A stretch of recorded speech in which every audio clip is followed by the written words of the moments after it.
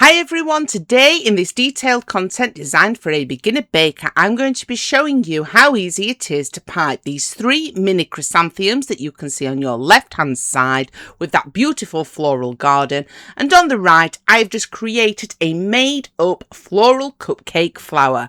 Excellent if you are a beginner, everything you need to know step by step, including each nozzle in detail. Let's make a start. Taking a freshly baked cupcake, add some green buttercream to the top. I then simply layer over the top of the cupcake with a knife, and this does 2 things. It will help protect your cupcake from the air when you need to refrigerate them, but also it prevents any of the colour of the cupcake actually showing through when we have finished piping.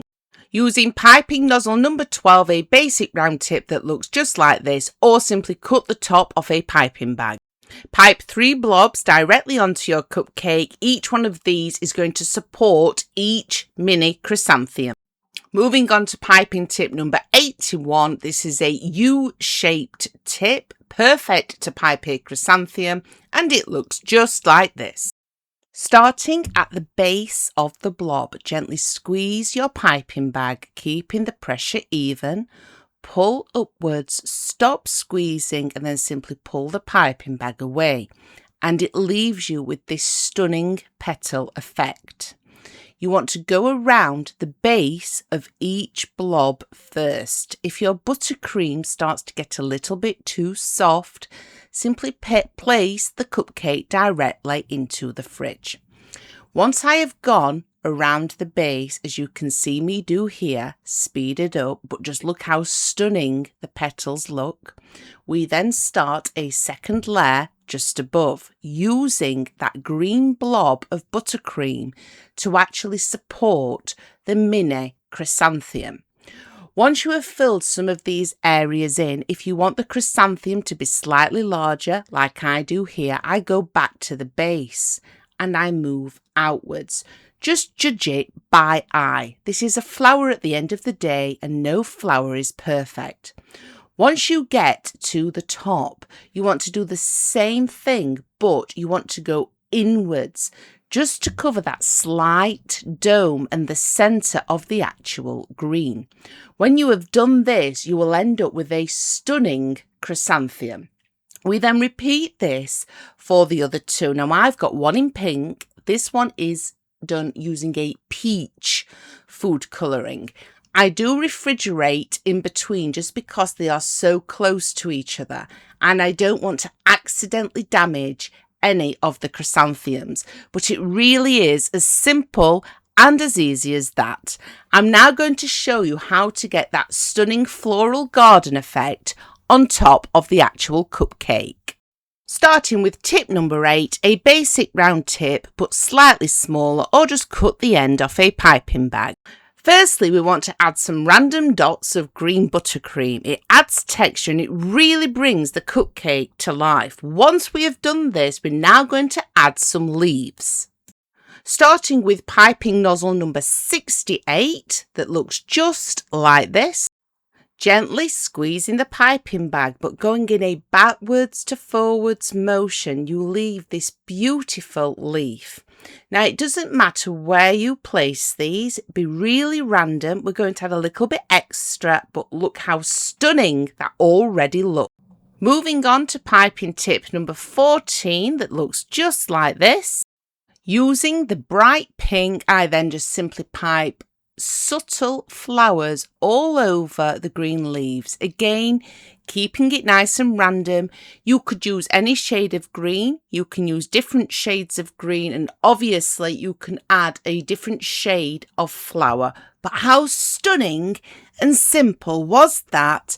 Perfect for a beginner. Let's move on to cupcake number 2. Starting with piping tip number 12, again a simple round nozzle, or just cut the end off a piping bag. I have added some indentations to my cupcake to guide me, and I simply pipe a blob of green directly in the centre. Moving on to piping nozzle number 103, which is more of a teardrop shape and looks just like this. In order to get a 2-toned petal, place a line of buttercream on the thinner end of the actual nozzle. So you can see here where I'm going to add the pink, it's where the thicker end is. The thinner end is always facing away from the cupcake. The thicker end is touching the cupcake. Starting on the outer rim of the cupcake, gently squeeze your piping bag, and for the first row of petals I do this in a wriggling motion. So I'll show you that again. I squeeze the piping bag, keeping the pressure even, give it a little wriggle, go to the outer edge of the cupcake and then come back in. We simply repeat that for each individual petal.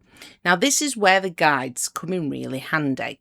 All I used to create those guides was the opposite end of a piping nozzle, obviously some larger than others, but this will help keep them all symmetrical, all perfectly even and going in the right direction. It can really help just spending some extra time on the guides. As you can see, the two-toned effect is coming through beautifully. It's a very simple technique and very easy to do. I would then recommend placing this in the fridge just before we add the next layer of petals to help prevent any damage. For my next layer of petals, I do not do a wriggling motion. I simply go halfway into the other petals and then back towards the centre. Again, using that indentation as a guide. Keeping the pressure even on the piping bag, the thinner end facing away whilst the thick end is actually touching the cupcake, and you simply want to go around the rest of the centre. Now remember what I mentioned about refrigerating this first. It will just help prevent any damage to those petals you have already added, but it really is as easy and as simple as it looks. I'm now going to show you how I finished off the centre. Using the same piping tip and the same technique that we did for the chrysanthemum, I simply add 2 rings to the section in the centre of the cupcake where I have left a small amount of space. Finally, using piping nozzle number 2, which is a basic round tip, so you can just cut the end off a piping bag. It's a very small round nozzle. I simply add the centre with green. It really is as simple and as easy as that to create these 2 stunning cupcakes, even though they look complicated. Excellent if you are a beginner to piping. You can find the recipe that I use for all of my piping work in the description below this video, and you can also find the recipe for my cupcakes.